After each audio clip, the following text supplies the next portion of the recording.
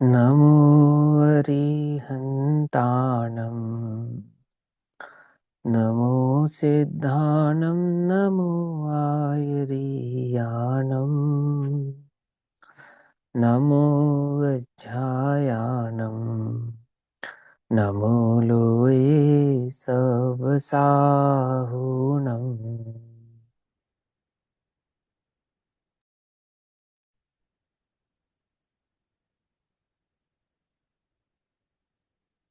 मङ्गलं भगवान् वीरो मङ्गलं गौतमौगणी मङ्गलं कुन्दकुन्दार्द्यो जैनधर्मोऽस्तु मङ्गलम्। सर्वमङ्गल्यमाङ्गल्यं सर्वकल्याणकारकं प्रधानावधर्माणां जैनं जयतु शासनम्।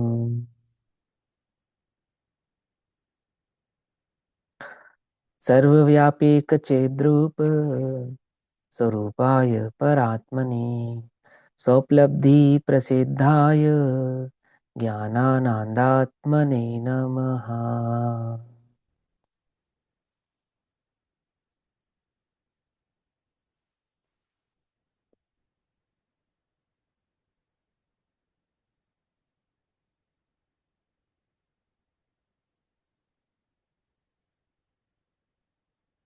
हमारे दोपहर कालीन स्वाध्याय का विषय चल रहा है श्री प्रवचन सारजी प्रमागम।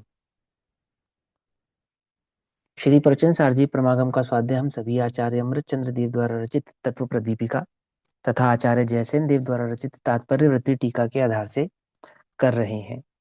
भाव चल रहा है गेत तत्व प्रज्ञापन महाअधिकार के अंतर्गत आने वाला पहला लघु अधिकार, जिसका नाम है द्रव्य सामान्य प्रज्ञापन अधिकार। सामान्य द्रव्य प्रज्ञापन अधिकार के अंतर्गत 95 नंबर की गाथा 95 नंबर की गाथा चल रही है, जिसमें आचार्य कुंदकुंदेव कहते हैं द्रव्य का लक्षण बतलाते हैं। द्रव्य का लक्षण क्या है, कैसे पहचानेंगे कि द्रव्य है। स्वर्ण का लक्षण क्या है, शक्कर का लक्षण क्या है, नमक का लक्षण क्या है कि खारेपन से पहचाना जाता है नमक है ना। आपने जो पकवान या व्यंजन बनाया उसमें नमक है या नहीं, कैसे पता चलेगा? तो लक्षण से पहचानते हैं, वो दिखेगा थोड़ी। स्वाद से पहचानते हैं आप नमक है या नहीं है, मिठास से पहचानते हैं आप शक्कर है या नहीं है ना। स्वर्ण को उसके रंग से पहचानते हैं इन जनरल कि स्वर्ण है या चांदी है। इसी प्रकार से वह कहते हैं द्रव्य को जब भी जाना पहचाना जाएगा तो किन लक्षणों से जाना और पहचाना जाएगा। तो वहां कहते हैं कि स्वभाव उत्पाद ध्रुव, माने उत्पाद व ध्रुव स्वभाव रूप, स्वभाव को छोड़े बिना उत्पाद व ध्रुव युक्त रहता है और गुण पर्यायों सहित हो, उसी का नाम यहाँ पर द्रव्य जानना चाहिए। पहले गाथा पढ़ते हैं, ठीक। अपरिचित सहा वेणु पादव युद्ध तत्व संबद्धम गुणुमं च सप्पजायम जम तम दव्वम ती उच्चंती। उच्चंती अर्थात कहा है, नहीं तजे जो निज स्वभाव उत्पाद द्रव्य वे युक्त रहे, अपने स्वभाव को नहीं छोड़ता हुआ। पेज नंबर 245, ध्यान से समझना। अपने स्वभाव को नहीं छोड़ता हुआ कैसा है, ध्रुव उत्पाद ध्रुव वय युक्त रहता है। नहीं तजे निज स्वभाव, है ना, उत्पाद ध्रुव्य व्यय युक्त रहे, गुणमय अरुपर्याय सहित जो, गुण और पर्यायों के साथ जो होता है। द्रव्य गुणों के बिना तो होता ही नहीं, पर्याय के बिना भी नहीं होता है। देखो स्पष्ट लिखा ना, आचार्य कुंद कुंद देव लिख रहे हैं गुण अरु पर्याय सहित, सहित जो, सहित माने हमेशा रहेगा, उन्हीं के साथ ही रहेगा, सहित जो, उसे द्रव्य जिन देव कहें, है ना। अब इसका जो विस्तार है, द्रव्य गुण पर्याय और उत्पाद व ध्रुव, ये दो जो लक्षण कहे हैं, इस बात का जो विस्तार है वो आचार्य कुंदकुंद देव ने पंचास्ति काय ग्रंथ में किया, ठीक। 7, 8, 9, 10 नंबर की गाथाएं इसी भाव के लिए समर्पित हैं कि द्रव्य के लक्षण को कैसे समझा और पहचाना जाता है। उसकी टीका भी विस्तृत भाव से वहां की गई है। अभी यहाँ पे जो वस्तु स्वरूप समझाना चाह रहे हैं उसके संदर्भ में हम यहाँ पर उसको पढ़ेंगे। अब आचार्य अमृतचंद्र देव इस पे टीका करते हैं, 246 नंबर का पेज है, तत्वार्थ तत्व प्रदीपी का टीका 95 नंबर की गाथा, पेज नंबर 246। अब इसमें जो मुझे दो बातें बतलानी है उसको बताने से पहले, अभी ग्रुप में मैंने दो पेज आपको शेयर किए हैं, ठीक है ना। तो एक पेज उसमें द्रव्य के संदर्भ में है, जो मेरे पास दो प्रश्न आए थे, उन दो प्रश्नों से संबंधित यहाँ पे चर्चा करनी है। पहली बात यह है कि द्रव्य को प्रदेश वाला क्यों कहा। हम तो यही कहते हैं कि जो गुणों का समूह है वही द्रव्य है। और जब द्रव्य गुण पर्याय के स्वरूप को आप समझा रहे थे तो वहां पे आयत सामान्य और दूसरा विस्तार सामान्य भाव को समझाते समय आपने द्रव्य को लक्षण पर्यायों से प्रदेशों की अपेक्षा से कहने का भाव रखा था, तो प्रदेश की अपेक्षा से आपने कहा है। तो वहां एक पेज है, मोहित भी आप पढ़ोगे? कोई एक जना उस पेज को खोले, मैं बतलाता हूँ कौन सा पेज। पढ़ता हूँ। पेज नंबर 44 है ना, 44 नंबर का पेज है, 44 नंबर का पेज। रेफरेंस है अलाप पद्धति, और अलाप पद्धति में भी अन्य ग्रंथों के रेफरेंसेस से ये बात कही है। इसमें जो लास्ट पैराग्राफ है वो पढ़ना है आपको पहले। जी। जो पेज, अपने हाँ पेज नंबर 44 है, आलाप पद्धति का सूत्र नंबर 66, हाँ, सॉरी 96 जो अपने प्रदेश समूह के द्वारा हम्म, अखंड पने से अपने स्वभाव व विभाव पर्यायों को प्राप्त होता है, होएगा और हो चुका है, वह द्रव्य है। उस हाँ द्रव्य देखो का द्रव्य जो की बस बस बस इतना ही बताना है मुझे, तो मूल बात ये बतानी है। विस्तार तो आप पढ़ लेना, हमने तो आपको सिर्फ एक तरीके से टीजर दिया है कि आप लोगों को जिज्ञासा हो समझने की और पढ़ने की। अलाप पद्धति नामक ग्रंथ है, 96 नंबर का सूत्र है, और उस 96 नंबर के सूत्र में द्रव्य की परिभाषा कहते हुए समझाते हुए आचार्य देव ने क्या बात बोली, जो प्रदेश, क्या कहा, द्रव्य का लक्षण द्रव्य का स्वरूप समझाते समय क्या कहा, जो प्रदेश अपने प्रदेश समूह के द्वारा, जो अपने प्रदेश समूह के द्वारा अखंड पने से, क्या है परिभाषा, मैंने आपको क्या समझाया था, द्रव्य अपने प्रदेशों से अखंडित होता है ना कि गुणों से। पकड़ में आती है बात, नहीं पकड़ में आती? याद है? द्रव्य अपने प्रदेशों से अखंडित समझा जाता है ना कि अपने गुणों से। हम गुणों को भी अखंडित कहते हैं क्योंकि वो सर्व प्रदेशों में समान भाव से तदाद में संबंध से रहते हैं। तो जो द्रव्य को समझने का मूल लक्षण है वो गुण नहीं है, वो प्रदेश है। द्रव्य स्वभाव को समझने का जो मूल लक्षण है वो गुण है। क्या कहा, आई बात समझ में? यहाँ पे क्या लिखा है, गाथा के अंदर क्या लिखा है, जो अपने स्वभाव, ध्यान से समझना, देखो क्या लिखा, जो तजे नहीं निज स्वभाव। तो जो माने वो कौन, जो अपना स्वभाव नहीं तज रहा, जो अपना स्वभाव नहीं तज रहा वो कौन, वो द्रव्य। द्रव्य जो तजे नहीं निज स्वभाव, अपना स्वभाव तजता नहीं, और उत्पाद द्रव्य युक्त रहे, लिखा ना।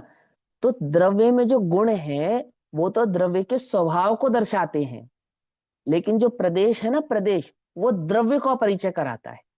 पकड़ में आई बात, नहीं पकड़ में? तो वहां परिभाषा में क्या लिखा उन्होंने, जो अपने प्रदेशों से अखंडित हो। पकड़ में आई बात है ना, उसको वहां द्रव्य कहते हैं। वो परिभाषा विस्तार से पढ़ लेना और समझ लेना। अब दूसरा प्रश्न जो कि टीका से संबंधित है, देखो टीका में एक बात आई है, अ, टीका में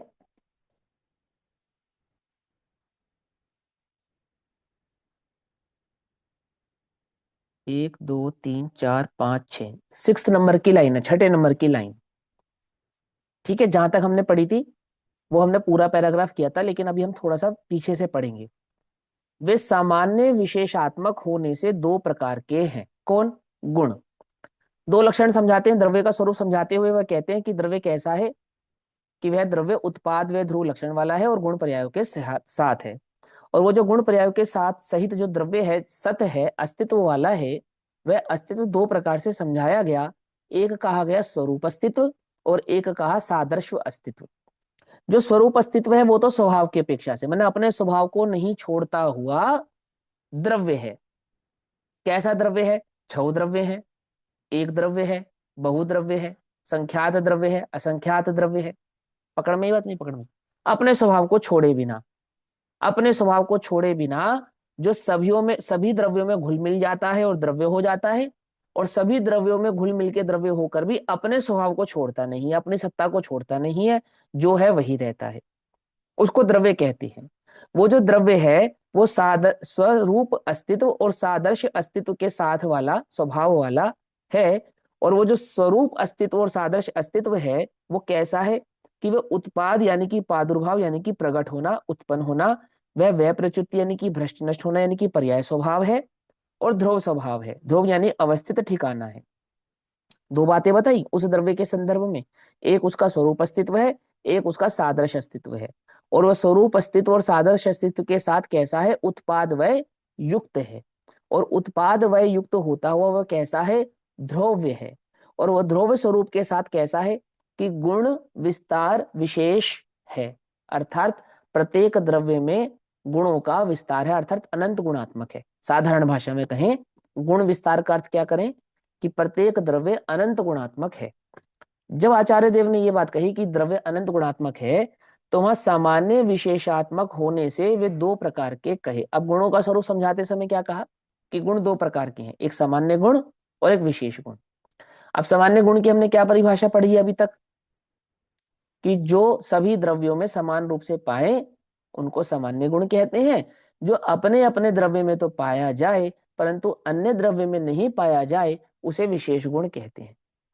लेकिन यहाँ जो परिपाटी चल रही है समझाने की, वो सादृश अस्तित्व है और स्वरूप अस्तित्व के स्वभाव से समझाने की चल रही है ना। तो जब स्वरूप अस्तित्व और सादृश अस्तित्व की अपेक्षा से आचार्य देव द्रव्य के संदर्भ में समझा रहे हैं, तो वहां किसी पर्टिकुलर एक द्रव्य को ना लेकर संपूर्ण द्रव्य समूह को साथ में लेकर चर्चा कर रहे हैं। जैसे वो कहेंगे कि हम कहेंगे जीव द्रव्य, तो हम एक जीव द्रव्य नहीं, अनंत जीव द्रव्यों की बात करेंगे। हम कहेंगे पुद्गल द्रव्य, तो हम एक पुद्गल द्रव्य के नहीं, अनंत अनंत पुद्गल द्रव्यों की बात करेंगे। हम कहेंगे द्रव्य, तो हम किसी पर्टिकुलर एक द्रव्य नहीं, छह द्रव्यों की बात करेंगे। पकड़ में ही बात नहीं? पकड़ में।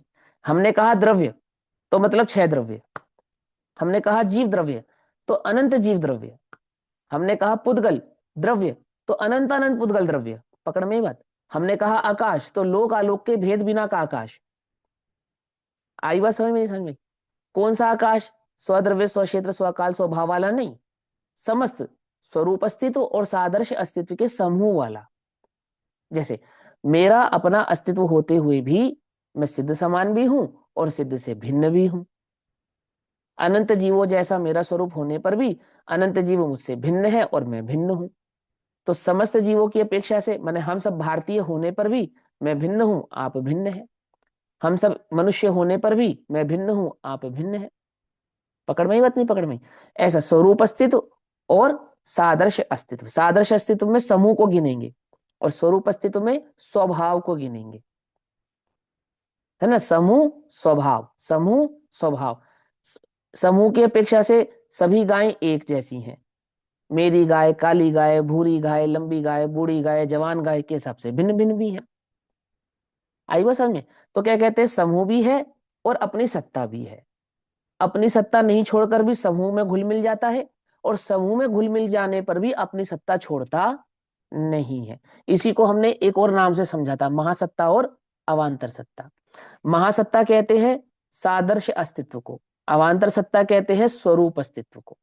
तो महासत्ता और अवांतर सत्ता के समूह के साथ जब द्रव्य का स्वरूप समझाया या लक्षण समझाया, तो वहां सामान्य विशेषात्मक गुणों की चर्चा करते समय जब सामान्य गुणों की चर्चा की तो क्या कहा, कौन कौन से गुणों को गिना उन्होंने सामान्य गुणों में? ध्यान से समझना, प्रश्न है, इसके उत्तर को ध्यान से समझना। सबसे पहले उन्होंने सामान्य गुणों को कहा अस्तित्व। समझ में आता है, छह द्रव्यों में अस्तित्व सामान्य गुण है। सभी द्रव्य है है है है है ना। फिर कहा नास्तित्व, सभी द्रव्यों में नास्तित्व समझ में आता है। छह के छह द्रव्य नास्तित्व भाव वाले, अर्थात जीव पुद्गल नहीं है, पुद्गल जीव नहीं है, धर्म अधर्म नहीं है, अधर्म धर्म नहीं है, आदि आदि भाव वाला। जो एक है वो अन्य नहीं है, जो अन्य है वो एक नहीं है। नास्तित्व सभी में पाया जाता है, समझ में आता है। फिर कहा एकत्व, सब एकत्व एक पने भाव से रहते हैं, ये भी समझ में आता है। अन्यत्व, अन्यत्व पने भाव से नहीं रहते हैं, ये भी समझ में आता है। द्रव्यत्व, सभी द्रव्य भाव को धारण करने के कारण द्रव्यत्व कहलाते हैं, सभी में पर्याय है इसलिए पर्यायतपना कहलाता है। सर्वगत्व, सर्वगत अर्थात लोक में समस्त जगह पाए जाने के कारण उसको सर्वगत कहते हैं। तो छह द्रव्य सभी जगह पाए जाते हैं इसलिए सर्वगत भी है, ये बात भी ठीक है। असर्गत्व, सभी जगह पाए जाने पर भी अपने अपने में ही रहते हैं, अपनी सत्ता को नहीं छोड़ते हैं, इस अपेक्षा से असर्गत्व भी है, ये बात भी समझ में आती है। सप्रदेशत्व, प्रदेश सहित होते हैं, प्रदेश बिना का द्रव्य नहीं होता है। द्रव्य जब भी होगा प्रदेश के साथ ही होगा, एक प्रदेशी हो चाहे बहुप्रदेशी हो, परंतु प्रदेश के बिना द्रव्य काउंट नहीं होगा। ये जो सप्रदेशत्व भाव कहा, इसका क्या अर्थ है? ये सप्रदेशत्व द्रव्य का लक्षण क्यों मनाया? क्योंकि लोक में एक ऐसा मत है जो भाव को भी द्रव्य कहता है। भाव को द्रव्य कहता मतलब जैसे मान के चलो स्वप्न, तो स्वप्न कौन से गुण की पर्याय है, अर्थात कौन से द्रव्य की पर्याय है, सॉरी। स्वप्न उद्गल का माने, जीव का माने, किसका माने? तो वो ज्ञान गुण की एक पर्याय है, ज्ञान गुण की एक पर्याय है, ज्ञान रूप पर्याय है। उसमें चारित्र का भी रूप है, आदि आदि। लेकिन एक मत कहता है कि जैसे स्वप्न है ना, स्वप्न वो एक भिन्न द्रव्य है। तो आचार्य पूछते हैं, जैनाचार्य पूछते हैं कि स्वप्न यदि भिन्न द्रव्य है तो उसके प्रदेश है या नहीं है, और है तो कौन से प्रदेश है, कितने प्रदेश उसके हम माने, किसके प्रदेश उसके माने?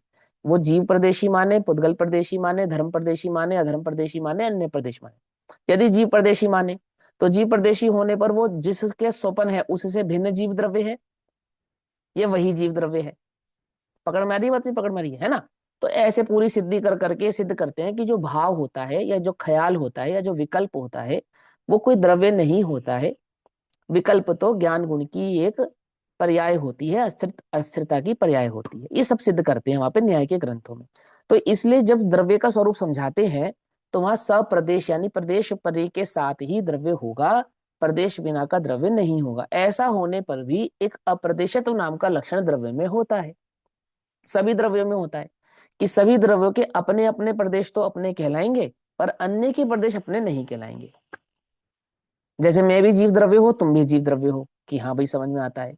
और तुम भी असंख्यात प्रदेशी हो, मैं भी असंख्यात प्रदेशी हूँ, ये भी समझ में आता है। और जितने गुण और जैसे गुण मेरे प्रदेशों में व्याप्त हैं, ऐसे ही गुण और उतने ही गुण तुम्हारे प्रदेशों में भी व्याप्त हैं, है ना। अब क्या होता है कि एक सिद्ध भगवान सिद्ध शिला पर जाकर विराजमान हुए, तो आकाश के जिस प्रदेश पर सिद्ध भगवान विराजमान है, आकाश के उन्हीं प्रदेशों पर अनंत सिद्ध भगवान विराजमान है ना। और सब के सब एक जैसे हैं, कोई अंतर नहीं है, रंच मात्र का भी अंतर नहीं है। तो सब एक हो गए ना, कि एक जैसे प्रदेश है, एक जैसे गुण है, एक ही जैसा द्रव्य है, एक ही जैसा आकार भी है।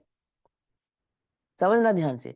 और प्रदेश भी उतने ही घेरे हैं जितने अन्य सिद्धों ने घेरे हैं, एक प्रदेश अधिक नहीं और एक प्रदेश कम नहीं। ऐसा होने पर भी उनमें एक अप्रदेशत्व नाम का गुण है, जिसके कारण एक सिद्ध दूसरे सिद्ध से भिन्न ही रहते हैं, अर्थात द्रव्य तो गाना का भी में फर्क नहीं अंतर। पड़ता?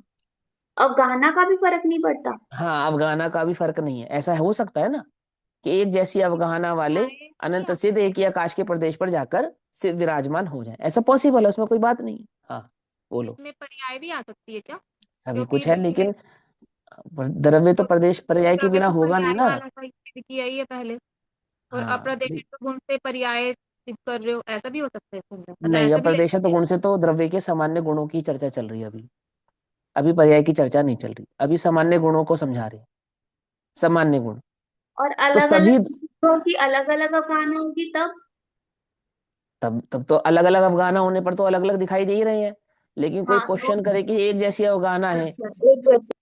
है ना, एक अपेक्षा और दूसरी अपेक्षा कि आकाश के एक ही प्रदेश पे छह द्रव्य हो सकते हैं या नहीं हो सकते, हो सकते हैं, और सभी के सभी अपने अपने प्रदेश हो सकते हैं क्या, है ही।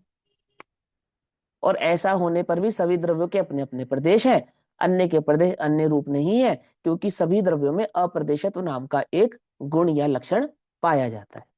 ठीक, इसलिए यह सामान्य हो गया। अब आता है मूर्तत्व, कि छह द्रव्य मूर्तत्व है क्या, सामान्य कैसे कहा। मूर्तत्व तो हमने सिर्फ पुद्गल का ही पढ़ा है, अन्य द्रव्यों में तो मूर्तत्व हमने पढ़ा नहीं है, और आप इसे सामान्य कहते हैं। अमूर्तत्व, पांच द्रव्यों में अमूर्तत्व पढ़ा है, एक द्रव्य में अमूर्तत्व नहीं पढ़ा है, आप इसे सामान्य कहते हैं। सो कैसे कहते हैं, प्रश्न। आप वस्तु के सामान्य गुणों की जब चर्चा करते हैं तो आप मूर्तत्व किस अपेक्षा से सामान्य कहते हैं, आप अमूर्तत्व किस अपेक्षा से सामान्य कहते हैं, आप सक्रियत्व किस अपेक्षा से सामान्य कहते हैं।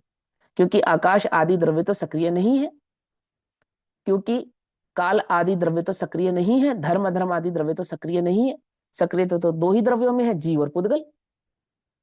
ठीक, और आप उसको सामान्य कहते हैं, तो किस अपेक्षा से कहते हैं, अक्रियत्व किस अपेक्षा से कहते हैं, क्योंकि जीव और पुद्गल क्रियत्व करते हुए नजर आते हैं।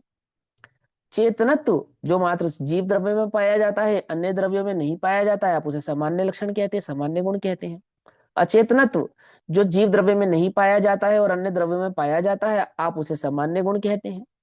कर्तत्व अकर्तत्व भोक्तत्व अभोक्तत्व अगुरु लघुत्व इत्यादि, ये सब सामान्य गुण आप किस अपेक्षा से कहते हैं। तो कुछ गुण तो हमें आपके सामान्य समझ में आते हैं और कुछ का सामान्यपना समझ में आता नहीं है, ये प्रश्न है, पकड़ में ये बात है ना।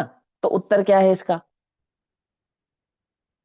कि स्वरूप अस्तित्व और सादृश अस्तित्व की अपेक्षा से जब द्रव्य के सामान्य गुणों की चर्चा की जाती है तो शैली यानी कि परिपाटी कथन पद्धति बदल जाती है। कैसे बदल जाती है, कि जब हम कहते हैं सामान्य, तो वहां सामान्य कहने का तात्पर्य महासत्ता से भी होता है, और वहां सामान्य कहने का तात्पर्य अवांतर सत्ता से भी होता है। मतलब जब हमने कहा कि चेतन सामान्य लक्षण है या सामान्य गुण है, चेतनत्व, तो उसका अर्थ यह है कि अनंत जीव द्रव्यों का एक जैसा गुण होने के कारण हमने चेतनत्व को सामान्य कहा। अचेतनत्व अन्य पांच द्रव्यों का एक जैसा लक्षण होने के कारण हमने उन्हें अचेतनत्व कहा, क्योंकि पुद्गल कितना है, एक द्रव्य तो नहीं है, अनंत अनंत पुद्गल द्रव्य है, और सभी में अचेतनत्व है, अन्य द्रव्य में भी अचेतनत्व है, तो ह्यूज क्वांटिटी हो जाती है वहां पर, इसलिए हम इसको सामान्य कहते हैं। इस पद्धति को समझने का सबसे बढ़िया रेफरेंस क्या है, वो पेज नंबर 2 है, अलाप पद्धति का दूसरा पेज, जो मैंने यहाँ ग्रुप पे शेयर किया है। यहाँ पे कुछ गुण जो हैं वो उन्होंने छह द्रव्यों पे लगा के बताए हैं, और कुछ गुण हाँ, एक ही द्रव्य की अनंत द्रव्य की पर्यायों पे बहुत, लगा हाँ, अनंत यानी अनंत द्रव्यों पे, एक जैसे जीव जैसा एक हम द्रव्य, अवान्तर तो सत्ता पे अनंत, लगा के हाँ, बताए, अनंत अवान्तर द्रव्य सत्ता हो पे गए। लगा के। हाँ हाँ, जीव की महासत्ता की अपेक्षा से सामान्य हो गया, पुद्गल की महासत्ता की अपेक्षा से सामान्य हो गया। तो समझ में मतलब बातें, समझ, तो हम दोनों पे लगाएंगे, कुछ महासत्ता दोनों पे पे, लगाएंगे, कुछ अवान्तर हाँ, कुछ सत्ता अवांतर पे सत्ता पे लगाएंगे। लगेगा, हाँ, और अवांतर सत्ता पे लगने वाला लक्षण भी सामान्य ही कहलाता है। इसका रेफरेंस क्या है, रेफरेंस अलाप पद्धति का एक और पेज मैंने आपको शेयर किया ग्रुप पे, उसको भी एक बार पढ़ दो आप, सभी लोग सुन लो ध्यान से, फिर बाद में पढ़ लेना। पढ़ो मोहित भैया। पर इसमें ऐसे समझेंगे कि इन्होंने स्वरूप अस्तित्व से दिया है या सादृश्य अस्तित्व से दिया है, क्योंकि सब जब पढ़ते हैं तो वो भिन्न भिन्न द्रव्य के अनुसार ही पढ़ते हैं ना हम, तो कि वो एक द्रव्य का एक लक्षण और अन्य द्रव्य के एक लक्षण उस हिसाब से समझाते हैं। इसलिए इसलिए इसमें भी इसलिए मेरी करके कैसे इसलिए मतलब। मेरी जरूरत है, इसलिए मेरी जरूरत है, मैं बता रहा हूँ ना, सुनो।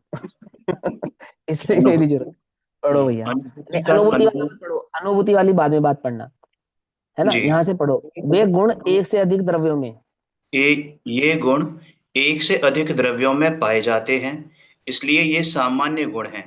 चेतनत्व भी सर्व जीवों में पाया जाता है, इसलिए सामान्य गुण है। मूर्तत्व भी सब पुर्ग पुद्गलों में पाया जाता है, इसलिए सामान्य गुण है। जीव के अतिरिक्त अन्य पांच द्रव्य अचेतन हैं, और जीव धर्म अधर्म आकाश और काल द्रव्य अमूर्तिक हैं, इसलिए अचेतनत्व और अमूर्तत्व भी सामान्य यानी साधारण गुण हैं। अब हाँ, प्रश्न है कि आपने चेतनत्व और मूर्तत्व ये सामान्य गुण कैसे कहे।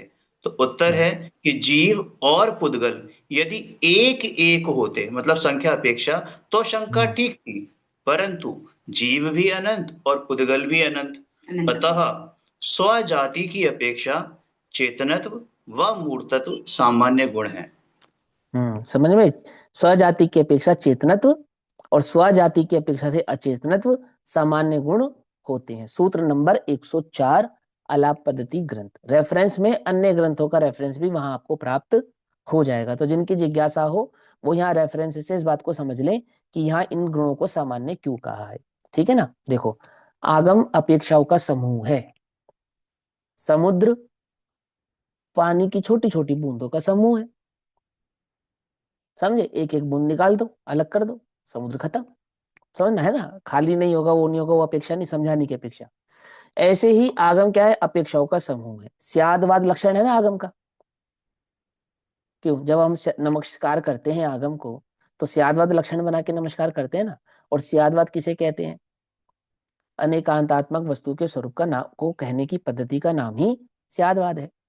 आचार्य अमरचंद्र देव से किसी ने पूछा कि आप कभी वस्तु को अस्तित्व कहते हो, कभी नस्तित्व कहते हो, कभी आस्ति कहते हो, कभी नास्ति कहते हो, तो आपको नहीं मालूम क्या वस्तु कैसी है, आस्ति है या नास्ति है? निर्णय नहीं कर पाए हो क्या आप? तो आचार्य अमरचंद्र कहते हैं कि हम क्या करें, वस्तु है ही इसी भाव से सुंदर व परिपूर्ण कि उसमें अस्तित्व और नास्तित्व दोनों भाव एक साथ झलकते हैं, तो हम दोनों भाव कहते हैं। उसमें हमारी क्या भूल है? वस्तु ही ऐसी है, जैसी है वैसी कह देते हैं, है ना। आचार्य गुणभद्र नेमिनाथ भगवान को नमस्कार करते समय उत्तर पुराण में, नेमिनाथ भगवान को या सुपार्श्वनाथ भगवान को नमस्कार करते समय उत्तर पुराण में कहते हैं कि जिन्होंने वस्तु के स्वरूप का प्रतिपादन करते समय, नमस्कार करने से पूर्व उन्होंने उनको एक संज्ञा दी, विशेषण लगाया। तो विशेषण लगाते समय कहा उन्होंने कि जिन्होंने वस्तु स्वरूप का प्रतिपादन करते समय वस्तु को किसी एक प्रकार का निश्चित नहीं किया है। क्या कहा? वस्तु के स्वरूप का प्रतिपादन करते समय जिन्होंने वस्तु को किसी एक प्रकार का सुनिश्चित नहीं किया है, ऐसा होने पर भी उस वस्तु का यदि कोई जानकार है तो वे आप ही हैं, और इसीलिए मैं आपको नमस्कार करता हूं। क्या कहा? आई बात समझ में? ऐसा विशेषण से वो नमस्कार करते हैं, ऐसा स्यादवाद का लक्षण है, ऐसा स्यादवाद का अनेकांतमय उस तत्व का, उस द्रव्य का स्वरूप है। आती है वो समझ में? तो क्या कहते हैं? अपेक्षाओं का समूह है क्या? आगम। और अपेक्षा समझे बिना वस्तु स्वरूप समझ में नहीं आता है। तो यहाँ वो बात किस अपेक्षा से कही है, उसके लिए इस बात को ध्यान से हमें पढ़ना समझना और चाहिए। अब आपने जो प्रश्न पूछा ना कि ये यहाँ पे ऐसा लिखा है, हमें कैसे मालूम चलेगा, तो आपने वो जो जैन सिद्धांत प्रवेशिका में पढ़ा है ना, वो बहुत सामान्य भाव से पढ़ा है, बिल्कुल एकदम प्राथमिक भूमिका लिखा है ना वहां पे, जैन सिद्धांत प्रवेशिका, सिद्धांत में प्रवेश करने की भूमिका वालों के लिए। और जो सिद्धांत में प्रवेश करे, जिनको 10 साल 15 साल 20 साल बीत गए, 5 साल बीत गए, वो वही उसी परिभाषा पे अटके हुए, आगे बढ़ ही नहीं रहे हैं, आगे समझ ही नहीं रहे हैं, वो आगे जाने को तैयार ही नहीं है। उन्हें समझ ही नहीं आ रहा है कि इसका एक और विशेष पक्ष है, इसका और गहराई से भाव है, इसमें और अंतरंग एक आत्मा है, उस भाव को समझे। हमें आने नहीं चाहिए, हमें लगता है हमें सब कुछ आ गया, सब इसमें कुछ तो नहीं आया। एक मिनट, एक क्वेश्चन हो रहा है। मतलब जैसे इसमें जो सभी द्रव्यों के विशेष विशेष गुण हैं, तो वो सभी सामान्य गुण हो जाएंगे ऐसे, क्योंकि वो तो जीव अपेक्षा से, और जो विशेष गुण है ज्ञान हाँ है दर्शन, ना, ये सभी तो सामान्य एक गुणों में अपेक्षा है आते ना। होंगे। हाँ तो अपेक्षा है ये, जिनागम में एक अपेक्षा है, तभी तो वहां पे सादृश अस्तित्व और स्वरूप अस्तित्व की सिद्धि करेंगे, नहीं तो कैसे करेंगे? क्योंकि हमें महासत्ता भी समझानी है, अवांतर सत्ता भी समझानी है, और फिर साथ में यह भी समझाना है कि एक जीव द्रव्य जो सबसे भिन्न है। देखो, तुम चेतन हो, मैं चेतन हूं, लेकिन आगम में एक अपेक्षा ऐसी है जिसमें तुम अचेतन हो और मैं चेतन हूं, है ना। मेरी अपेक्षा से मैं चेतन, और अन्य अपेक्षाओं से समस्त जीव भी अचेतन हो जाते, नहीं हो जाते हैं? तो कैसे हो जाते हैं? ये कमाल है स्यादवाद का, स्यादवाद से सब हो जाता है, सब मुमकिन है। एक ही द्रव्य के दो जीव लेते हैं जब हम, तो हम हम्म उनमें कैसे फिर भिन्नता साबित करेंगे? जब हम उनमें भी सामान्य गुण लगा देंगे कि सब में चेतनत्व है, तो फिर भिन्नता कैसे साबित होगी? वही तो मैं समझा रहा हूँ ना, शैली समझा रहे हैं। देखो अपनी पढ़ाई क्या है, हमारी मुमुक्षु समाज की पढ़ाई समझा रहा हूँ ये, पूरे मुमुक्षु समाज की हमारी पढ़ाई जब हुई तो हमारी धुनाई एक ही डंडे से हुई। मालूम कौन से डंडे से? मैं एकाकी एक कत्तुलिए सभी ही आते। मेरी हमारी सबकी पढ़ाई उसी डंडे से हुई है। समझे नहीं समझे? हमने हमेशा वही पढ़ा है, वही सुना है, वही सीखा है, वही समझा है कि एक जीव द्रव्य है जो अन्य से भिन्न है, स्वद्रव्य, स्वक्षेत्र, स्वकाल, स्वभाव। बस महासत्ता और अवान्तर सत्ताओं जैसी चर्चाओं की ना हमने विस्तार से कभी चर्चा की, ना कभी विस्तार से उनका विश्लेषण किया, ना कभी उनके विश्लेषणों की इतनी जरूरत समझी, है ना कि सिर्फ इतनी सी बात, आपको मालूम तत्वार्थ सूत्र के 7 जो नए हैं उनकी भी उपेक्षा हुई है हमसे। मालूम है नहीं मालूम? द्विज सूत्र आदि नयों की उपेक्षा हुई है हमसे। हमें क्या लगा, निश्चय और व्यवहारी नए हैं, बाकी नए नए ही नहीं है। बाकी नयों का प्रतिपादन क्यों किया गया? तत्वार्थ सूत्र जैसे महाग्रंथ में निश्चय व्यवहार का प्रतिपादन ना करके अन्य 7 नयों का प्रतिपादन किया, वो भी विस्तृत भाव से मोक्ष शास्त्र आदि ग्रंथों में। उसके पीछे का क्या कारण है, क्या लॉजिक है? कोई तो गहराई होगी ना, कोई तो बात होगी ना, पर हमने उस पर विचार ज्यादा किया नहीं, उस पर चिंतन ज्यादा किया नहीं। और आप देखो, जो आप कक्षाएं लेते हो, सुनते हो, पढ़ते हो, पढ़ाते हो, आप स्वयं भी, क्योंकि आप में से कितने लोग तो ऐसे हैं जो स्वयं पढ़ते भी और पढ़ाते भी हैं, वो क्या करते हैं, जब तत्वार्थ सूत्र में 7 नयों का चैप्टर आता है तो आप कितनी उपेक्षा भाव से पढ़ाते हो? आप अपने आप से पूछ लो ये बात। 8 नयों को जितनी सुंदर तरीके से और जितने मनोयोग से हम पढ़ते पढ़ाते हैं, क्या तत्वार्थ सूत्र के उन 7 नयों को उतने मनोयोग से पढ़ते पढ़ाते हैं या उपेक्षित भाव से पढ़ते पढ़ाते हैं? अपने आप से पूछ सकते हो। तो ये जो प्रश्न आपको उठ रहे हैं ना, ये इसलिए उठ रहे हैं, ये महासत्ता और अवान्तर सत्ता की अपेक्षा से पहले आपको द्रव्य का स्वरूप समझाना है हमें। द्रव्य किसको कहते हैं? मैं द्रव्य हूं ये बात नहीं है यहाँ पर। द्रव्य माने द्रव्य, 6 द्रव्यों की बात है। और 6 द्रव्यों में 2 प्रकार का अस्तित्व है, एक सादृश्य अस्तित्व और एक स्वरूप अस्तित्व। सादृश्य अस्तित्व महासत्ता का परिचायक है, स्वरूप अस्तित्व अवान्तर सत्ता का भी परिचायक है, और अवान्तर सत्ता में एक द्रव्य का भी परिचायक है। समझ में? ये बात नहीं समझ में? जो निगोद में सो ही मुझ में सो ही मोक्ष मंगा जहार, ये किस अपेक्षा से है? ये स्वरूप अस्तित्व की अपेक्षा से है, जो महासत्ता में जीव द्रव्य की अपेक्षा से महासत्ता कहलाती है और 6 द्रव्यों की अपेक्षा से अवान्तर सत्ता कहलाती है। क्या कहा? जीव द्रव्य द्रव्य की अपेक्षा से महासत्ता का भाग है, जीव की अपेक्षा से महासत्ता में अवान्तर सत्ता का भाग है, और अवान्तर सत्ता वाला वो जो जीव द्रव्य है उसकी अपेक्षा से क्या कहते हैं? सभी जीव द्रव्य एक ही हैं। सभी जीव द्रव्य एक ही हैं या एक जैसे हैं? क्या कहा? अब दूसरा क्वेश्चन, सभी जीव द्रव्य एक ही है या एक जैसे हैं? अंत आया, कुछ फर्क पड़ा या नहीं पड़ा? कि सभी जीव द्रव्य महासत्ता की अपेक्षा से एक ही है और स्वरूपास्तित्व अवान्तर सत्ता की अपेक्षा से एक जैसे हैं, एक नहीं है। आई बात समझ में? एक ही है ऐसा भी है और एक जैसे हैं ऐसा भी है। तो मैं सिद्ध हूं या सिद्ध जैसा हूं? बोलो। कि दोनों बातें हैं। पर्याय अपेक्षा से सिद्ध जैसा होने की सामर्थ्य रखता हूं, है ना? मैंने गुणों की अपेक्षा से, स्वभाव की अपेक्षा से, अन्य अपेक्षाओं से सिद्ध भी हूं, सिद्ध जैसा भी हूं, और सिद्ध जैसा नहीं भी हूं। प्रगट पर्यायों की अपेक्षा से सिद्ध जैसा नहीं हूं, पर्यायों की प्रकट करने की शक्ति की अपेक्षा से सिद्ध जैसा ही हूं। समझ नहीं? बात नहीं समझ में? एक और सुनो, भव्य और अभव्य एक है, एक जैसे हैं या एक जैसे नहीं है? एक भी है, एक जैसे भी है, और एक जैसे नहीं भी है। तो एक भी है महासत्ता की अपेक्षा से, द्रव्य अपेक्षा से, ध्रुव अपेक्षा से एक ही है, कोई दिक्कत नहीं। एक जैसे हैं अनंत गुणों की अपेक्षा से, गुणों के संबंध की अपेक्षा से, स्वरूप की अपेक्षा से एक जैसे भी है। और एक जैसे नहीं है अर्थात पर्यायों को प्रकट करने की योग्यता की शक्ति ना होने की अपेक्षा से एक जैसे नहीं भी है। आती है बात समझ में? नहीं आती है? तो वहां कथन स्वरूपास्तित्व की अपेक्षा से भी है, वहां कथन सादृश्य अस्तित्व की अपेक्षा से भी है। सादृश्य अस्तित्व की अपेक्षा से मैं अत्यंत सिद्ध एक जैसे हैं, स्वरूपा अस्तित्व की अपेक्षा से मैं चैतन्य हूं, अरहंत अचेतन है, सिद्ध अचेतन है। समझ में आई बात, नहीं समझ में? पकड़ में आ रही है बात, नहीं पकड़ में आ रही है ना? तो वहां स्वरूप अस्तित्व और सादृश्य अस्तित्व, ऐसे वस्तु स्वरूप को पूरे समूह भाव से जब समझाएंगे तो पद्धति ये अपनाएंगे कि कुछ लक्षण ऐसे हैं जो सामान्य हैं, जिन्हें तुम विशेष कहते हो, एक अपेक्षा से वे भी सामान्य है। सामान्य तो सामान्य है ही, विशेष भी सामान्य है। भैया जी, हाँ जी। स्वरूप अस्तित्व, सादृश्य अस्तित्व, थोड़ा हाँ सा जी। इसको रिपीट करेंगे क्या? हाँ, प्रत्येक द्रव्य का अपना स्वद्रव्य, स्वक्षेत्र, स्वकाल, स्वभाव है और उसकी अपनी सत्ता है, और उस सत्ता में अन्य द्रव्य का चाहे एक जैसा ही क्यों ना हो, कोई लेन देन नहीं है। ये स्वरूपा अस्तित्व की अपेक्षा से समझाया जाता है। और सादृश अस्तित्व वो महासत्ता अवांतर सत्ता के भेदों से समझाया जाता है।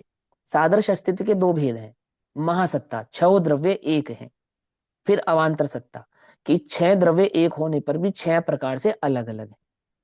ठीक। फिर एक जो जीव द्रव्य है वो संख्या की अपेक्षा से अनंत है, और अनंत होने पर भी प्रत्येक जीव द्रव्य की अपनी अपनी भिन्न भिन्न सत्ता है। तो सभी जीव द्रव्य द्रव्य की पहले द्रव्य की अपेक्षा से सब एक है, सादृश अस्तित्व। फिर एक जीव द्रव्य अनंत है, स्वभाव की अपेक्षा से सब एक है, सादृश अस्तित्व। फिर सभी जीव द्रव्यों में मैं एक जीव द्रव्य हूं जो अन्य समस्त जीव द्रव्यों से भिन्न है, ये स्वरूप अस्तित्व। पकड़ में आई बात, नहीं पकड़ में? सादृश अस्तित्व में समूह गिनेंगे, कौन सा समूह गिनेंगे? छोटा समूह भी गिनेंगे और बड़ा समूह भी गिनेंगे। मात्र जीव द्रव्यों का जो समूह है वो भी सादृश अस्तित्व में काउंट होगा, और अन्य द्रव्यों के समूह भाव से जब काउंट करेंगे तो वह भी सादृश अस्तित्व में काउंट होगा। लेकिन जब सिर्फ मेरी बात होगी, मात्र मेरी, मैं माने मैं, मेरा द्रव्य, मेरा क्षेत्र, मेरा काल, मेरा भाव, मेरे प्रदेश, मेरे अनंत गुण, मेरी पर्याय, बस मेरी, तब चलेगी स्वरूपास्तित्व से बात। तो अध्यात्म की जो परिपाटी है वो स्वरूपास्तित्व की मुख्यता से होती है, लेकिन अध्यात्म की उस परिपाटी में प्रवेश करने से पूर्व क्या सादृश्य अस्तित्व के भाव को समझना पड़ता है, तब वो स्वरूपास्तित्व में जाकर जीव प्रवेश करता है। नहीं तो क्या होगा? नहीं तो फिर वही वो होगा जैसे निश्चयभाषी की भूल, वो अपने को सिद्धो जैसे ही समझ लेगा, उसको लगेगा सिद्ध और में समान ही है ना? फिर वहां कहेंगे ना, इस अपेक्षा से नहीं कहा, इस अपेक्षा से कहा, इस अपेक्षा से नहीं कहा, इस अपेक्षा से कहा, वहां इस अपेक्षा से समान कहा, यहाँ इस अपेक्षा से भिन्न कहा। तो वो प्रश्न उठता है कि एक अपेक्षा से समान और एक अपेक्षा से भिन्न क्यों कहते हो? तो यहाँ आचार्य देव, मैंने समझाया ना, फिर उंगली पकड़ के ले चल रहे हैं तुमको। उन्हें नहीं पता तुम्हें क्या क्या मालूम है, वो तो तुम्हें बतला रहे हैं वस्तु स्वरूप कैसे समझा जाता है, और उस वस्तु स्वरूप के उस महल में प्रवेश कैसे किया जाता है। क्या समझे? वस्तु स्वरूप का जो महल है ना, उसमें प्रवेश करना है, कैसे प्रवेश करेंगे? अस्थि से करेंगे, नास्ति से करेंगे, ये उभय भाव से करेंगे? है? अस्सी से करेंगे, अस्सी से करेंगे। भैया हाँ, भैया अस्थि जैसा से आपने करेंगे, अस्थि से नहीं जी करेंगे, नास्ति से नहीं करेंगे, अस्थि नास्ति उभय भाव। वो प्रवेश द्वार कैसा है? उसमें सातों भंग लगे हैं। कैसा समझे होगा? नहीं समझे? हाँ, वो प्रवेश द्वार ऐसा है, उसमें सातों ही भंग लगे हैं। ठीक, हाँ बोलो। भैया बोलो बोलो। जैसा आपने लिया हाँ चेतनत्व और अचेतनत्व गुण को, आपने बोला कि सदृश अस्तित्व है ये, है ना, चेतनत्व पना भी और अचेतनत्व पना भी। तो हाँ जब हमने पहले पढ़ा था शायद, तो ऐसा भी भाव पढ़ा था कि वो मतलब अन्य गुणों की अपेक्षा चेतनत्व भी है, और हाँ, चेतन वो गुण भी है, की वो अपेक्षा, वो तो अलग वो है, वो स्वभाव में विवक्षा आ अलग है। जाएगा। हाँ, नहीं तो वो वो स्वभाव में आ जाएगा। स्वरूप अस्तित्व हाँ में आ जाएगा फिर वो हाँ, चीज। वो स्वरूप अस्तित्व का भेद है। हाँ, स्वरूप अस्तित्व में करेंगे उसको भिन्न, है ना, वो अलग चीज है। ठीक, वो बिल्कुल डिफरेंट बात है, वो यहाँ पे नहीं है बात। यहाँ तो द्रव्य का सामान्य लक्षण कहकर चल रहे हैं, और पूरे द्रव्य समूह की बात चल रही है। कोई अपने को इससे भिन्न ना समझे, जाति बाहर कोई नहीं है यहाँ पर। क्या समझे? आउटकास्ट कोई नहीं है, सब कैसे हैं? हम सब एक हैं। हम सब एक है माने पुद्गल भी कि हाँ पुद्गल भी, अधर्म भी कि हाँ अधर्म भी। ये कैसी बात करते हो? आकाश द्रव्य भी कि हाँ आकाश द्रव्य भी। हम एक है कि हाँ हम एक हैं। किस अपेक्षा से एक है? उत्पाद व ध्रुव युक्त की अपेक्षा से एक है, गुण पर्याय स्वभाव की अपेक्षा से हम एक हैं। समझ आई बात? कोई डर लग रहा है अपने को पुद्गल कहने में या पुद्गल जैसा कहने में? कोई डर नहीं है, कोई डर नहीं है। अभी तक तो हम यही समझते थे कि हम सिद्ध समान है, आप कहते हो हम पुद्गल समान भी है, कि हाँ है। किस अपेक्षा से? द्रव्य गुण पर्याय स्वभाव की अपेक्षा से, उत्पाद व ध्रुव लक्षण की अपेक्षा से। मैं और अन्य द्रव्य, चाहे वे पुद्गल हो, अधर्म हो, धर्म हो, आकाश हो, काल हो, सब समान है। ऐसा ये वस्तु का स्वरूप है।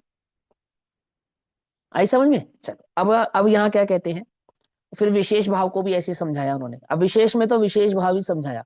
अवगाहन हेतुत्व, जिसमें अवगाहन देने का भाव हो। गति निमित्तता, अर्थात जो गति में निमित्त कारण बनता हो। स्थिति करणत्व, अर्थात जो स्थिति का कारण हो। वर्तनायतत्व, रूपादिमित्व, चेतनत्व इत्यादि विशेष गुण है। समझ गए ना? अवगाहन हेतु तो आकाश द्रव्य, गति निमित्तता धर्म द्रव्य, स्थिति करणत्व अधर्म द्रव्य, यत्नत्व काल द्रव्य, और रूपादि ममत्व अर्थात पुद्गल द्रव्य, और चेतनत्व यानी कि जीव द्रव्य। अब 6 भेद हो गए ना। महासत्ता में जो 6 भेद करे, क्या कहा? महासत्ता में सामान्य काउंट किया, और फिर उन सामान्यों में जो 6 काउंट करे, तो सबका एक एक लक्षण काउंट किया। ऊपर के सारे लक्षण सभी में काउंट किए, और नीचे का लक्षण एक एक में काउंट किया। तो किस एक एक में काउंट किया? सभी जीव द्रव्यों का एक लक्षण, सभी पूतगल द्रव्यों का एक लक्षण, आकाश द्रव्य का एक लक्षण, धर्म द्रव्य का एक लक्षण, अधर्म द्रव्य का एक लक्षण। उसको क्या कहा यहां पर? विशेष कहा। अब जैसे यहां पर लिखा चेतनत्व इत्यादि विशेष गुण है, तो सभी जीव द्रव्यों का चेतनत्व विशेष लक्षण है, अन्य द्रव्यों का नहीं है। लेकिन सभी जीव द्रव्यों की अपेक्षा से वही लक्षण सामान्य भी है, क्योंकि वो सब बहुत सारे जीव द्रव्यों में है। चेतनत्व लक्षण विशेष कहाँ है? सामान्य है। बोले कैसे? मुझ में भी है और अनंत जीवों में भी है। तो जो अनंत में पाया जा रहा है वो विशेष कहाँ हुआ? वो तो सामान्य हो गया। किसकी अपेक्षा से? अनंत जीवों की अपेक्षा से। इसलिए ऊपर चेतनत्व को सामान्य भी कहा। लेकिन 6 द्रव्यों की अपेक्षा से मात्र जीव द्रव्य में है, अन्य द्रव्यों में नहीं है, इसलिए नीचे उसको विशेष भी कहा। पकड़ में आई बात? पकड़ में आई बात? नहीं पकड़ में? है ना? ये तो महासत्ता से भी और एक अवान्तर पॉइंट ही सत्ता से। समझ में आया इसमें। हाँ इतना बोलो सब बोलो। का भाव क्या है ये? इसको अरे महासत्ता अवान्तर सत्ता, सत्ता स्वरूप समझाना है। सभी की सत्ता है, सत्ता समझानी है पहले। तो विशेष तुम्हें तो लगता है अन्य की विशेष सत्ता गुण ही में नहीं है। आपने विशेष हाँ गुण में आपने भैया जब चेतनत्व का बताया तो आपने क्या बताया कि अन्य अन्य जीव द्रव्य काउंट नहीं करेंगे इसमें। फिर वही बात, फिर समझाता हूँ, कोई बात नहीं, सुनो ध्यान से। हाँ, मेरे को नहीं समझ में आया ये वाला पॉइंट। जब ऊपर हम सामान्य कह रहे हैं, तो वहां पर सादृश्य अस्तित्व की अपेक्षा से बात कर रहे हैं। सादृश्य अस्तित्व में जब सामान्य लक्षणों को काउंट करेंगे, तो समूह समूह को काउंट करेंगे। तो वहां पे जीव पुद्गल का भेद नहीं करेंगे हम। जिसमें क्वांटिटी होगी ना, ह्यूज ह्यूज क्वांटिटी में जो होगा, उस सबको भावों को वहां पर हम काउंट कर लेंगे। ठीक है?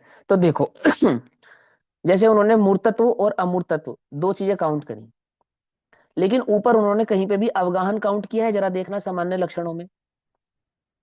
क्यों नहीं काउंट किया? क्योंकि एक आकाश द्रव्य एक है। एक ही द्रव्य होता है। सिर्फ एक ही एक द्रव्य होता है, दो आकाश 2 द्रव्य नहीं होते। अच्छा, ऊपर उन्होंने वर्तनायतनत्व काउंट किया? नहीं काउंट किया। क्यों नहीं काउंट किया? क्योंकि काल द्रव्य एक ही होता है। समझ में आ रही बात? नहीं समझ में आ रही है? जिस द्रव्य की क्वांटिटी एक से अधिक है, उसके विशेष लक्षणों को भी सामान्य में काउंट कर लिया सामान्य की चर्चा करते समय। और जिस द्रव्य की क्वांटिटी एक से अधिक नहीं है, उस द्रव्य के विशेष गुणों को सामान्य में काउंट नहीं किया। लेकिन जब कल विशेष की चर्चा की, होते हैं, हम जैसे पीछे भी पढ़ के आए थे कि कलाणु भी तो असंख्यात होते हैं और ऐसे जीव द्रव्य द्रव्य तो अनंत एक है। ही होता है ना। अणु ही तो असंख्यात होते हैं, द्रव्य तो एक ही होता है। वो अलग अलग काउंट करेंगे ऐसे द्रव्य और हाँ अब मैं बता रहा हूँ, हाँ अंतर है ना। अंतर उसमें बता रहा हूँ, अस्थि काय भाव से नहीं होता वो। काल का अस्थि काय नहीं होता ना। और द्रव्य के लक्षण में उन्होंने प्रदेशों को काउंट किया था? नहीं किया था? तो प्रदेशी बहुप्रदेशी आदि आदि से समझाते हैं ना वहां पे। तो काल को क्योंकि अस्थि काय काउंट नहीं करते, करते हैं या नहीं करते हैं? नहीं करते हैं। तो काल अणु अणु आपस में जुड़ते नहीं है काल के, है ना। और अलग अलग होने पर भी एक ही द्रव्य ऐसा काउंट किया जाता है। असंख्यात कालाणु होने पर भी अस्थि काय को काउंट नहीं किया जाता, और अस्थि काय काउंट नहीं होने के कारण उसका जो ये विशेष गुण है, ये सदैव विशेष ही रहने वाला है। ये कभी सामान्य होता ही नहीं है। आती है बात समझ में? नहीं समझ आती है? देखो अचेतनत्व सामान्य में काउंट किया, नीचे नहीं काउंट किया। लेकिन जैसे नीचे जो विशेष गुण है अवगाहन हेतुत्व, चेतनत्व को छोड़ो आप, चेतनत्व नहीं काउंट किया ना, रूप रूपादिमत्व, ये ऊपर विशेष गुण में काउंट किया या नहीं किया? मूर्तत्व कहकर, मूर्तत्व अरे किया ना। मूर्तत्व कहकर क्या है ना, मूर्तत्व कह के काउंट किया ना, और नीचे विशेष में भी काउंट किया है ना। लेकिन वर्तनायत्व ये काउंट नहीं किया, स्थितिकरणत्व ये काउंट नहीं किया, गति निमित्तता ये काउंट नहीं किया। क्यों नहीं काउंट किया? एक ही द्रव्य है, एक में ही लक्षण है। ऐसा दूसरा द्रव्य भी होता ना, मानो दो धर्म द्रव्य होते, दो अधर्म द्रव्य होते, अस्तिकाय होते, तो ये ऊपर भी काउंट होते और नीचे भी काउंट होते, माने सामान्य भी गिने जाते और ये विशेष भी गिने जाते। क्योंकि किसी भी द्रव्य के लक्षण को सामान्य और विशेष किस अपेक्षा से काउंट किया जा रहा है यहाँ पर? सादृश्य अस्तित्व की अपेक्षा से और स्वरूप अस्तित्व की अपेक्षा से। समझ में बात? नहीं समझ? सामान्य और विशेष का भेद यहाँ पर किस अपेक्षा से डाल रहे हैं? अंतर समझ रहे हो? जीव द्रव्य एक की अपेक्षा से बहुत हैं, अनंत हैं, और अनंत जीव द्रव्यों में एक जैसा लक्षण है, तो उस अपेक्षा से सामान्य है। और विशेष क्यों है? कि जीव के सिवा अन्य द्रव्यों में नहीं है, इस अपेक्षा से विशेष भी है। अब अध्यात्म में जब चर्चा करते हैं तो चूंकि एक जीव द्रव्य काउंट करते हैं मैं, है ना, तो वहां पे उसको विशेष ही काउंट करते हैं, अन्य में नहीं पाया जाता, मुझ में पाया जाता इसलिए विशेष है, और इसलिए वो सभी में पाया जाता है इसलिए वो सामान्य है। लेकिन यहाँ पर ही पार्टियां चर्चा चल रही है, वो सादृश्य अस्तित्व और स्वरूप अस्तित्व, ये दोनों प्रकार के अस्तित्व को समझाने के लिए चल रही है। तो यहाँ सामान्य विशेष समझाने का तरीका ही बदल गया, पूरा का पूरा, पूरा परिणाम ही बदल गया। और ये कहने वाले कौन है? आचार्य अमरचंद्र देव हैं। इस पे अन्य टीकाकार कौन है? आचार्य जयसेन देव टीकाकार हैं। समझ में? गलती से नहीं लिखा गया उनसे ये, क्या वो आगम की समस्त अपेक्षाओं को भली प्रकार से जानने वाले और परंपरा से वो जो प्राप्त उनको ज्ञान है उसके आधार से टीका हो रही है, अपने मन से टीका नहीं हो रही है कि वो उनको लगा कि ऐसा कह लिख देना चाहिए और मुझे ऐसा लगता और उन्होंने टीका कर दी ना। वो ज्ञान उनको अपनी आचार्य की परंपरा से प्राप्त होता आ रहा है और उसी आधार से वो यहाँ टीका कर रहे हैं, है ना। आई समझ में? चलो अभी और कोई प्रश्न है तो पूछो, फिर हम आगे चलेंगे। नहीं, चलो अब आ जाओ पेज नंबर 247, 247 नंबर का पेज है। और हमने कपड़े के उदाहरण से उत्पाद व ध्रुव स्वभाव को मलिन और स्वच्छ अवस्था की अपेक्षा से आचार्य देव ने हमको समझाया था। 1 2 3 4 5 6 7 8 9, 9 लाइन छोड़ दो, 10वें नंबर की लाइन से शुरू करेंगे। परंतु, ठीक, परंतु उसका उस वय के साथ स्वरूप भेद नहीं है। अब ये सबसे ज्यादा समझने योग्य बात है। आचार्य कहते हैं कि पर्याय का द्रव्य के साथ या ध्रुव भाव के साथ स्वरूप भेद नहीं है, यानी पर्याय भी द्रव्य का स्वरूप ही है। आती है बात समझ में? अब कुछ लोगों को ये बात समझ में नहीं आती है, वो कहते हैं पर्याय द्रव्य का स्वरूप कैसे हो सकती है? क्यों? क्योंकि पर्याय का अभाव होने पर द्रव्य का अभाव हो जाएगा। तो भैया पर्याय का अभाव होता है, पर्याय स्वभाव का अभाव नहीं होता है। क्या कहा? कुछ बात समझ में आई या नहीं आई? पर्याय का अभाव होना और पर्याय स्वभाव का अभाव होना एक।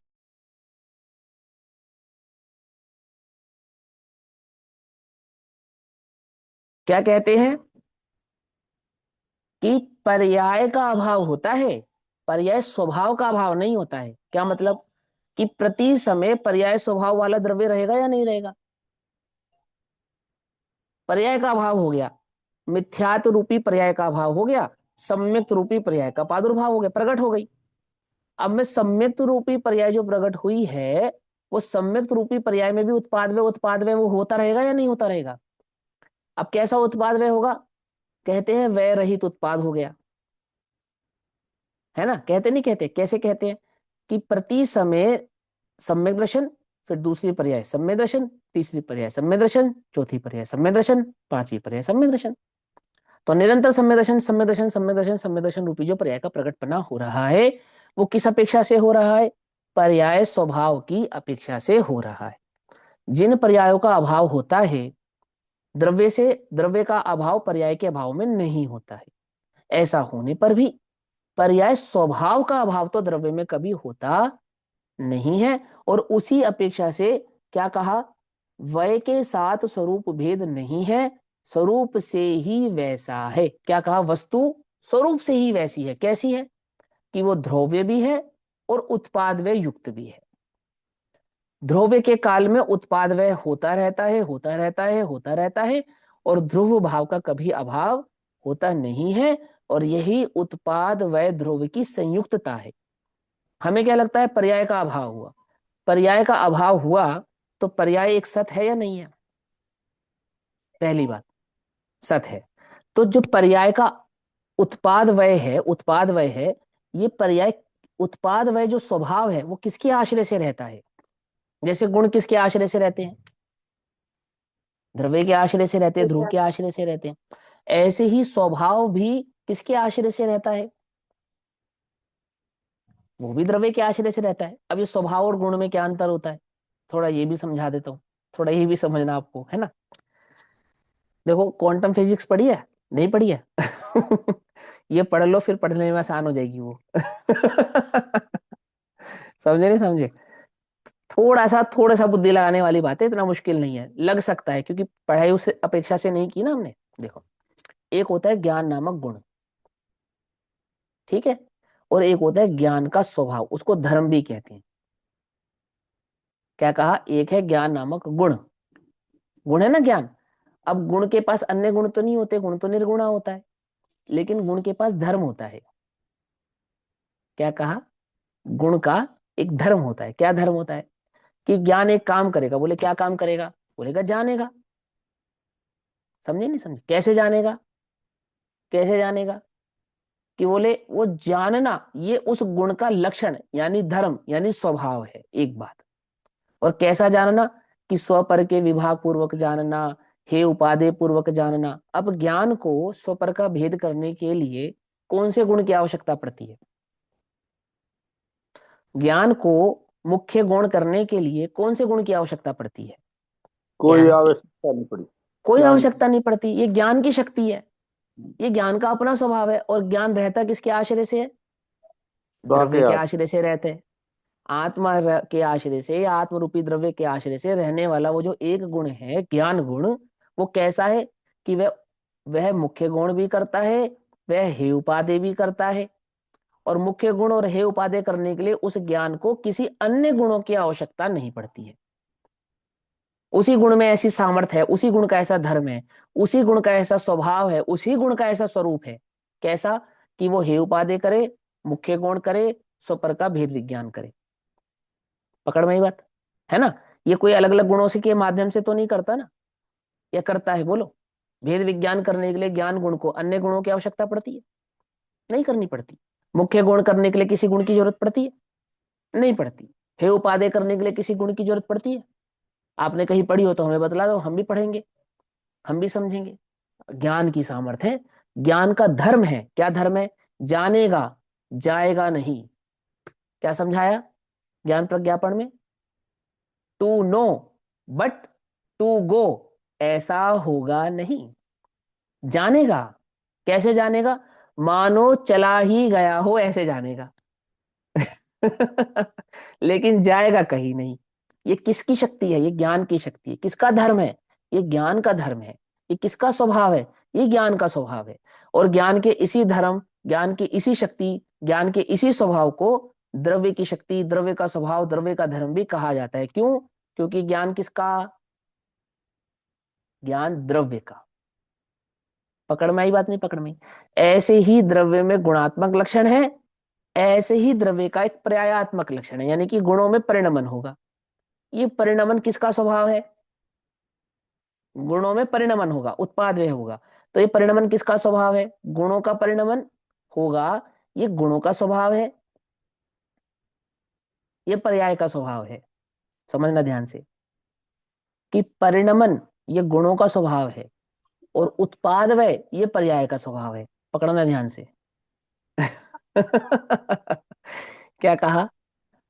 परिणमन ये सब गुणों का द्रव्य का स्वभाव ही है। स्वभाव होगा, ये सब द्रव्य का हाँ ही स्वभाव होगा। हाँ, अभी भेद करके समझा रहे हैं, है ना। और उत्पाद व्यय ये पर्याय का स्वभाव है। तो पर्याय में उत्पाद व्यय उत्पाद व्यय उत्पाद व्यय उत्पाद व्यय होगा। ये उत्पाद व्यय होने के लिए आधार क्या है, किसके आधार से होगा? पर्याय किसके आधार से रहेगी? पर्याय को होने के लिए किसका आधार चाहिए? कि पर्याय गुण को का। होने के लिए गुण का आधार चाहिए। हाँ और जी। गुण को होने के लिए किसका आधार चाहिए? कि गुण को द्रव्य होने का। के लिए द्रव्य का आधार होना चाहिए। तो द्रव्य गुण और पर्याय संयुक्त तो हो गए या नहीं हो गए? हो गए। बिल्कुल। सिंपल सी बात है। लेकिन पर्याय का तो व्यय हो जाता है कि हो जाने दो। पर्याय का व्यय होने पर भी पर्याय स्वभाव का कभी व्यय नहीं होता। बोले क्यों नहीं होता? क्योंकि द्रव्य का व्यय नहीं होता। आधार का व्यय नहीं होने के कारण आधे का व्यय नहीं होगा। देखो फॉर एग्जाम्पल, आपको मालूम है समोषण की रचना देव करते हैं। तो देव जिस समोषण की रचना करते हैं, उस समोषण की रचना के जो परमाणु हैं वो कहाँ से आते हैं? रॉ मटेरियल कहाँ से आता है? कि देवों के शरीर से ही आता है ना। यानी इस देवों की व्यक्रिय होती है। वो देव अपने देह की व्यक्रिय से समोषण की रचना करते हैं। यानी अल्टीमेटली अगर बात को समझा जाए तो समोषण की संपूर्ण रचना वो किसकी रचना है? देवों के ही शरीर के पार्ट की रचना है। एक बात समझ में आ गई। अब दूसरी बात, आपको मालूम कि किसी भी देव की जो व्यक्रिय है वो एक अंतर मुहूर्त से अधिक की नहीं होती। माने अंतर मुहूर्त मात्र में व्यक्रिय सिमट जाती है ना। और उसी समय नवीन व्यक्रिय हो जाती है। अब होता क्या है कि मान के चलो हम इस आसन पे बैठे हैं, तो ये आसन हर 48 मिनट में गायब हो जाता है और प्रकट हो जाता है, गायब हो जाता है और प्रकट हो जाता है, गायब हो जाता है और प्रकट हो जाता है। आती है, वह समझ में नहीं आती है? तो हम नीचे क्यों नहीं गिरते? गिर जाना चाहिए, नहीं गिर जाना चाहिए? है कंटिन्यूटी बनी हाँ, हुई है। कि वो कंटिन्यूटी बनी हुई है ना। लेकिन एक साधारण आधार समझना कि जिस आधार पे हम बैठे हैं, यानी जिस कुर्सी पे हम बैठे हैं, यदि वो कुर्सी हमारे नीचे से कोई खींच ले तो हमारा क्या होगा?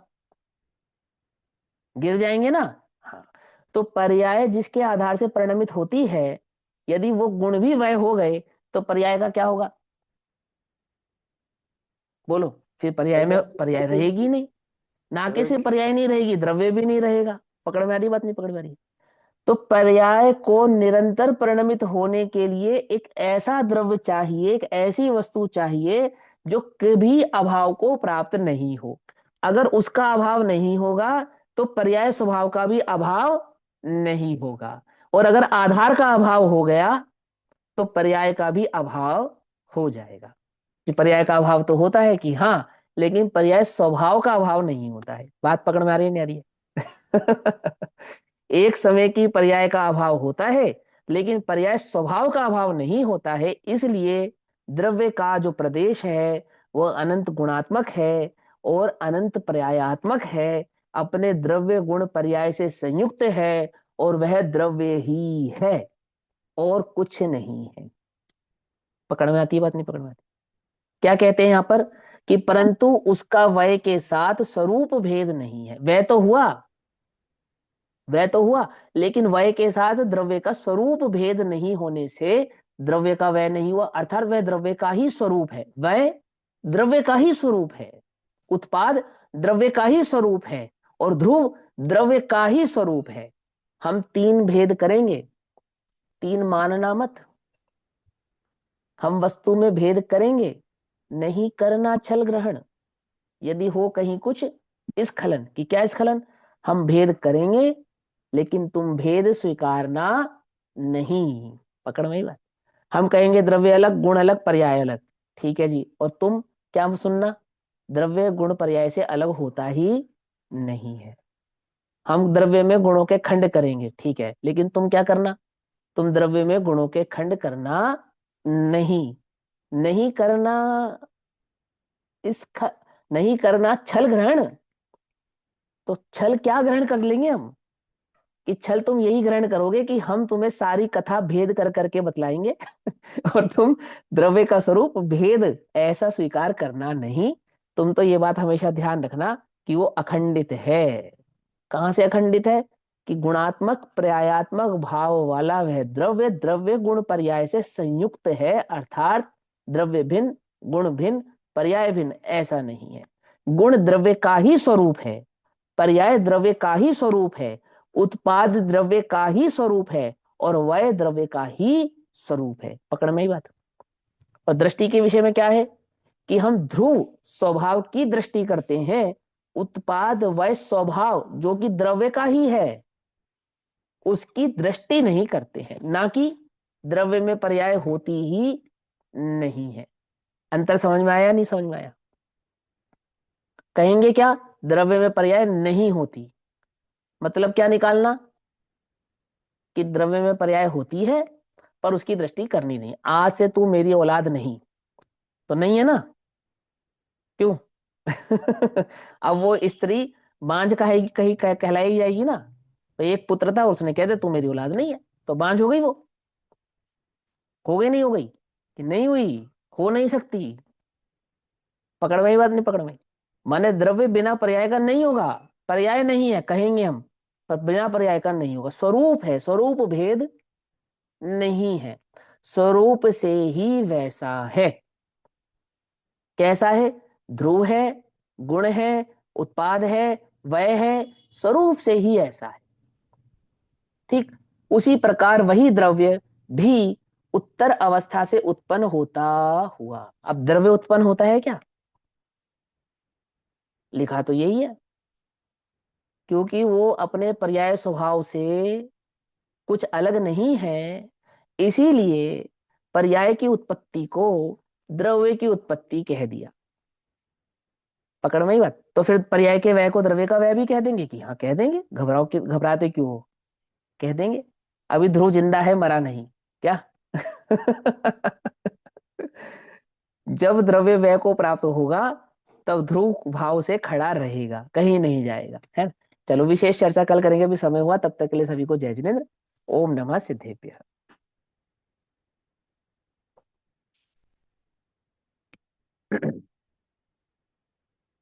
निज निधि निज में बताई यह अनंत उपकार है, उसके लिए जिन वाणी माँ को वंदना शत बार है। नमो हरियंताणम नमो सिद्धार्थ नमो नमो नमो।